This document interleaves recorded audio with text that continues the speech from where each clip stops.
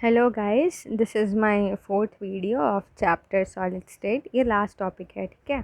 Imperfections in solid. Imperfection क्या होता है कि जो चीज़ परफेक्ट ना हो, any deviation from the perfectly ordered arrangement of constituent particles in a crystal called imperfections. Imperfections क्या होता है कि डेविएशन, कोई एक परफेक्ट चीज़ से डिविएट करना, कोई भी एक परफेक्ट चीज़ से, उसको क्या कहते हैं, इम्परफेक्शन। कि कोई चीज़ परफेक्ट ही ना हो तो उसको कहते हैं इम्परफेक्शन। इम्परफेक्शन और इसके दो डिफेक्ट्स होते हैं, एक होते हैं पॉइंट, उसी में आता है लाइन डिफेक्ट भी। पॉइंट डिफेक्ट क्या होता है? Point defect are the irregularity from ideal arrangement around a point in a crystal lattice. मतलब जैसे एक आइडियल अरेंजमेंट है, उसमें कोई भी एक पॉइंट पे अगर डिफेक्ट है क्रिस्टल लैटिस में, जैसे क्रिस्टल लैटिस का ही एक अरेंजमेंट है, उसमें अगर कहीं पॉइंट पे डिफेक्ट है तो उसको क्या कहते हैं, पॉइंट डिफेक्ट। और लाइन डिफेक्ट क्या होता है कि कोई एक क्रिस्टल लैटिस का अरेंजमेंट है, अगर कोई रो में डिफेक्ट हो तो उसको क्या कहते हैं, लाइन डिफेक्ट। ठीक है। लाइन डिफेक्ट को हम लोग क्रिस्टल डिफेक्ट्स भी बोल सकते हैं, ये जैसे एंट्रेंस एग्ज़ाम में भी पूछता है। अब लाइन डिफेक्ट्स तीन तरीके के होते हैं, एक होते हैं स्टोइकोमेट्रिक डिफेक्ट, एक होता है इम्प्योरिटी डिफेक्ट्स, एक होता है नॉन स्टोइकोमेट्रिक डिफेक्ट्स। अब हमारा स्टोइकोमेट्रिक डिफेक्ट्स क्या होते हैं?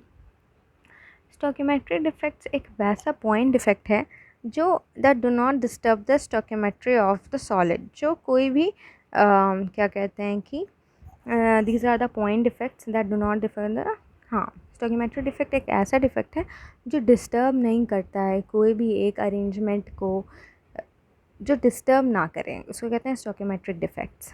इसके अंदर चार डिफेक्ट्स होते हैं, एक होता है वैकेंसी, इंटरस्टिशियल, शॉर्टकी और फ्रेंकल। ठीक है। वैकेंसी डिफेक्ट क्या होता है? वैकेंसी मतलब क्या होता है, वैकेंट। जैसे कभी कभी आता है ना न्यूज़पेपर में कि इस स्कूल में इतना जगह वैकेंट है टीचर्स के लिए, मतलब वैकेंट मतलब मतलब बचा हुआ है ना। Vacancy defects occur when positive, when positions that should contain atoms और ions are vacant. Vacancy defect तब अकर होता है कि जो पोजीशन है एटम्स और आयंस का वैकेंट है उस जगह पे, तो result in decrease in density होगा। जैसे एक क्लासरूम में अगर 20 बच्चे होने चाहिए या फिर 20 टीचर होने चाहिए, लेकिन हमारी 18 ही टीचर हैं, तो 2 टीचर तो हमारी नहीं हैं, वैकेंट हैं, तो उस क्लासरूम का डेंसिटी 20 होना चाहिए, बट 18 है तो वो लेस है ना, तो इसीलिए इसको क्या बोलते हैं, डिक्रीज इन डेंसिटी, है ना। और vacancy defects are shown by non ionic solids. Vacancy defect कौन शो करता है? नॉन आयनिक सॉलिड्स हमारा वैकेंसी डिफेक्ट शो करता है। ठीक। अब है इंटरस्टिशियल डिफेक्ट। ये एक ऐसा डिफेक्ट है, this defect occur when some constituent particle occupy an interstitial side. ये ऐसा डिफेक्ट है ना कि जब कोई भी एलिमेंट अपने जगह, अपने ओरिजिनल लैटिस से उठ के कोई भी एक इंटरस्टिशियल साइड पे चला जाए, उसको कहते हैं इंटरस्टिशियल डिफेक्ट। इसमें क्या होगा ना, इसकी डेंसिटी जो है वो हमारी इंक्रीज़ हो जाएगी, रिजल्ट है ना इंक्रीज डेंसिटी। क्योंकि अपने जैसे मान लो 2 सेक्शन है, section A section B. Section A में 10 स्टूडेंट्स हैं, सेक्शन बी में भी 10 ही स्टूडेंट्स हैं, लेकिन सेक्शन बी का एक लड़का सेक्शन ए में आ जाता है, तो वो अपना ओरिजिनल लैटिस, अपना ओरिजिनल सेक्शन छोड़ के एक इंटरस्टिशियल लैटिस, इंटरस्टिशियल साइड में आ गया, मतलब एक इंटरस्टिशियल सेक्शन में आ गया, तो इंक्रीज इन डेंसिटी हो गया। सेक्शन ए के जो बच्चे थे 10, उसमें सेक्शन बी का एक और आ गया तो 11 हो गया, तो उसी को कहते हैं result in increase in the density. तो उस क्लासरूम की, उस सेक्शन ए की डेंसिटी हमारी क्या हो जाएगी, इंक्रीज़ हो जाएगी। ये डिफेक्ट कौन शो करता है? ये डिफेक्ट भी नॉन आयनिक सॉलिड्स ही शो करता है। ठीक है। अब है शॉर्ट के डिफेक्ट्स। शॉर्ट की मतलब जैसे अगर याद रखने का अच्छा तरीका बोलो तो शॉर्ट की है, जैसे शॉर्ट की मतलब शॉर्ट सर्किट हो जाना, मतलब ख़त्म हो जाना, तो वही है, it occurs in those crystals where different in size between cation and anion went small. In this defect both cations and anions leave the solid crystal to make it neutral. इसमें क्या होता है, शॉर्ट के defect में क्या होता है कि जब कैटायन और एनायन दोनों अपना सॉलिड क्रिस्टल छोड़ दे, शॉर्ट की मतलब शॉर्ट कर जाना, छोड़ देना, शॉर्ट सर्किट हो गया, तो इसमें यही बोल रहा है कि जब कैटायन और एनायन दोनों उस लैटिस को, उस क्रिस्टल को छोड़ देते हैं टू मेक इट न्यूट्रल, क्योंकि प्लस और माइनस हमारा क्या बनाता है, न्यूट्रल बना देता है ना। तो डेंसिटी कम हो जाएगी, ऑब्वियस सी बात है। शॉर्ट कर गया हमारा, एक कैटायन चला गया, एक एनायन चला गया, तो ऑब्वियस सी बात है डेंसिटी तो रिड्यूस होगी ही। और इसका एग्जांपल क्या है, NaCl, KCl, KBr और AgBr।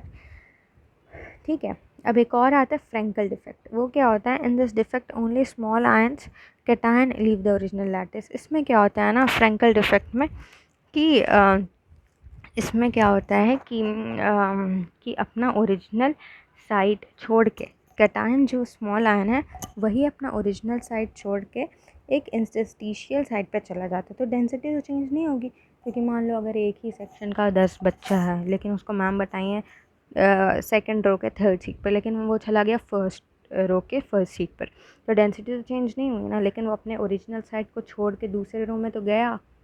ठीक है, तो वही होता है फ्रेंकल डिफेक्ट। इसका एग्जांपल क्या है, ZnS, AgCl, AgBr।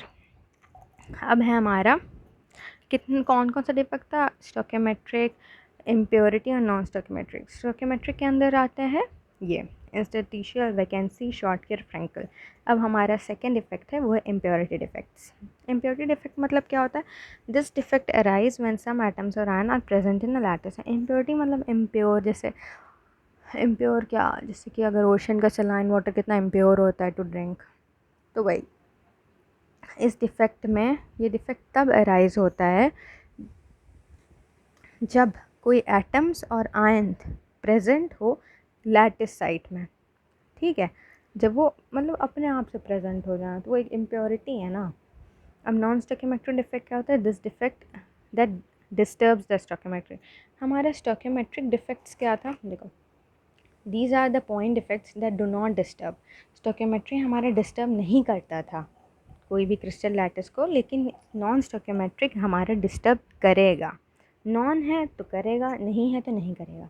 ठीक है, नॉन स्टोकियोमेट्रिक है तो it will disturb the stoichiometry of the compounds. ठीक है, अब एक और चीज़ है इसमें, ये सारे टॉपिक्स हैं, एक आता है इसमें से, अब देखो, various type of non stoichiometric defects are metal acid defect, metal deficiency. ये सब का एक्सप्लेनेशन उतना भी नहीं चाहिए 12th के हिसाब से।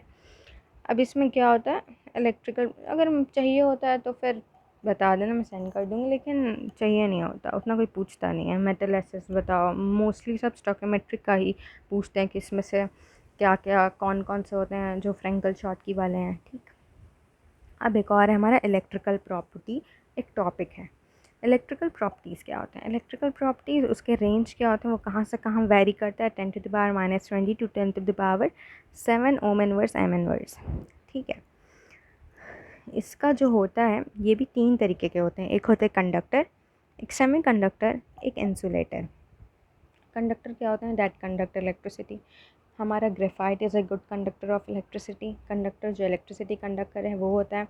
सेमी कंडक्टर किसको बोलते हैं, सेमी कंडक्टर उसको बोलते हैं जो lie between insulator and a conductor. ना ही वो कंडक्टर होता है ना ही वो इंसुलेटर होता है, लेकिन वो बीच में लाई करता है, उसको कहते हैं सेमी कंडक्टर। ये 2 तरीके के होते हैं, एक होता है इंट्रिंसिक, एक होता है एक्सट्रिंसिक। इंट्रिंसिक क्या होता है, these are basically insulator.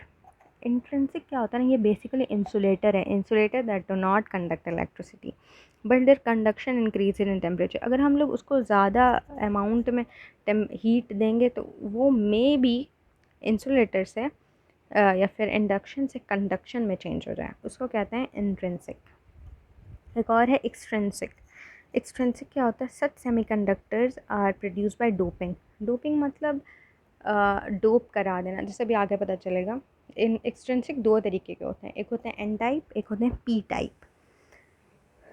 N type में क्या होता है, these are obtained when impurities of atom to be added has more electron to the parent insulator, जैसे phosphorus, arsenic 5 valence electron added to a pure silicon. Silicon एक second, यहाँ पर 3, okay. ये क्या होता है ना कि एन टाइप क्या होता है, ये वैसा एक इसमें क्या होता है, फॉस्फोरस और आर्सेनिक का 15 इलेक्ट्रॉन्स होते हैं, फास्फोरस तो हमारा 15 में आता है, वो किस में ऐड हो जाता है, प्योर सिलिकॉन में ऐड हो जाता है। सिलिकॉन का कितना होता है, सिलिकॉन का वो सिलिकॉन में ऐड हो जाते हैं, ठीक है। और हमारा ये जो पी टाइप है, these are obtained when an impurities atom to be added है external बोरॉन एंड एल्यूमिनियम का 13 है and they will add it to a silicon। ये हमारा 15 है, ऐड हो रहा है सिलिकॉन में, सिलिकॉन 14 होता है हमारा, ठीक है।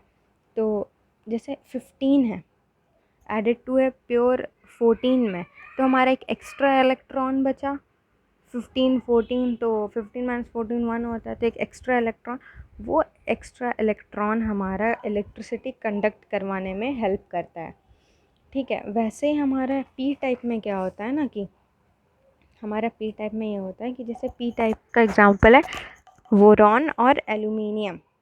क्या है पी टाइप का एग्जांपल, बोरॉन और एल्यूमिनियम एग्जांपल है। तो उसमें 3 वैलेंस इलेक्ट्रॉन होते हैं, मतलब 13, और सिलिकॉन का कितना होता है 14। तो इसमें एक इलेक्ट्रॉन एक्स्ट्रा नहीं होता, लेकिन एक होल हो जाता है, तो उस वो होल जो है वो कंडक्ट करवाता है हमारे इलेक्ट्रिसिटी को, ठीक है। इसमें एक्स्ट्रा इलेक्ट्रॉन की वजह से कंडक्ट कराता है क्योंकि फॉस्फोरस 15 और इसमें 13 बोरॉन, इसलिए उसमें इलेक्ट्रिसिटी कंडक्ट करवाता है। अब हो गया एक इंसुलेटर। इंसुलेटर क्या होता है, that do not conduct electricity, जो इलेक्ट्रिसिटी कंडक्ट नहीं करता उसको कहते हैं इंसुलेटर। फिर ये एक दूसरा पॉइंट है, दूसरा टॉपिक है मैग्नेटिक प्रॉपर्टीज़ ऑफ सॉलिड्स। इसमें बहुत तरीके के मैग्नेटिक प्रॉपर्टी होते हैं। एक होता है डायमैग्नेटिक, फिर पैरा, फिर फेरो, फिर एंटी फेरो, फिर फेरी। डायमैग्नेटिक सब्सटेंस क्या होता है, diamagnetic substance are feebly repelled, attract मतलब उसके पास जाना, रिपेल मतलब उससे दूर भागना। तो डायमैग्नेटिक सब्सटेंस क्या होते हैं, वो मैग्नेटिक फील्ड से रिपेल होते हैं। और दो substance have all paired electron, और इसके इलेक्ट्रॉन कैसे होते हैं, पेयर में होंगे। ये कैसा सब्सटेंस है, ये बहुत इजी डिफिनेशन है हमारे मैग्नेटिक प्रॉपर्टीज़ का, लेकिन एनसीईआरटी में थोड़ा टफ लिखा रहेगा, तो ये देख लेना, ये ज़्यादा इजी है। डायमैग्नेटिक सब्सटेंसेस क्या होता है, diamagnetic substances are feebly repelled, जो मैग्नेटिक फील्ड से अट्रैक्ट ना होकर कि दूर भागते हैं, उसको कहते हैं डायमैग्नेटिक सब्सटेंसेस। इसके इलेक्ट्रॉन्स कैसे होते हैं, पेयर्ड में होते हैं। जैसे इसका एग्जांपल क्या होता है, TiO2 NaCl, TiO2 पेयर है, NaCl पेयर है ना। और एक और है paramagnetic substances. Paramagnetic substance are attracted. Paramagnetic substance क्या होता है, मैग्नेटिक फील्ड से अट्रैक्ट रहता है, ठीक है। The substances have at least one unpaired electron. इसका क्या होता है, इसमें एक अनपेयर्ड इलेक्ट्रॉन रहता है, लेकिन वही अगर डाया में देखो तो इसमें ऑल पेयर्ड इलेक्ट्रॉन्स। इसके एग्जांपल Cr3+, Fe3+। अब फेरोमैग्नेटिक क्या होता है, फेरोमैग्नेटिक आर स्ट्रांगली अट्रैक्टेड। सबसे ज़्यादा अट्रैक्ट क्या रहता है, ये भी आता है एंट्रेंस एग्जाम में कि which is the magnetic property which is strongly attracted by magnetic field. तो ये होगा फेरोमैग्नेटिक, जो स्ट्रांगली अट्रैक्टेड होता है मैग्नेटिक फील्ड से, और ये परमानेंट मैग्नेट होता है। अगर इसका मैग्नेटिक फील्ड रिमूव भी कर दो ना, तब भी they won't be like repel हो जाएंगे, they will be like attracted ही, ठीक है। और ये कैसे अलाइन रहता है, in same directions. Example nickel, iron etcetera, ठीक। एंटी फेरोमैग्नेटिक क्या होता है, they have domain structure similar to ferro. ये भी फेरो की ही तरह होते हैं, लेकिन इसमें क्या होता है कि ये सेम डायरेक्शंस में अलाइंड है, सब सेम डायरेक्शन, लेकिन ये अपोजिटली अलाइंड रहा है, एक ऐसे तो एक एरो नीचे। इसका एग्जांपल MnO, और एक और एग्जांपल है वो है MnO2, ठीक है। अब ये लास्ट है, वो है ferri. Expected to have large magnetism. इसका सब लोग एक्सपेक्ट किए थे कि सबसे ज़्यादा मैग्नेटिज्म इसका होगा, लेकिन इसका सबसे वीकली अट्रैक्टेड होता है। ये क्या होता है, सबसे ज़्यादा वीकली अट्रैक्टेड होता है ये फेरी सब्सटेंस है। और ये पैरेलल भी होता है और इन एंटी पैरेलल डायरेक्शंस, मतलब ऐसे ऐसे भी होगा और ऐसे ऐसे भी होगा। तो इसका Fe3O4 और MgF2O4। इसी से हमारा जो होता है वो चैप्टर सॉलिड स्टेट ख़त्म होता है। अब नेक्स्ट चैप्टर तो सॉल्यूशंस है, लेकिन मैं इलेक्ट्रोकेमिस्ट्री स्टार्ट करूँ, क्योंकि सॉल्यूशंस अगर तुम लोग पढ़ोगे तो लगेगा कि 12th बहुत टफ है ये वो, लेकिन सॉल्यूशंस पढ़ेंगे, लेकिन पहले इलेक्ट्रोकेमिस्ट्री पढ़ेंगे। फिर अगर कोई भी डाउट, कोई भी मसला, तो प्लीज़ सेंड करना या फिर कमेंट में बताना कुछ अच्छा नहीं लगा हो तो। Okay, bye bye guys, bye, thank you.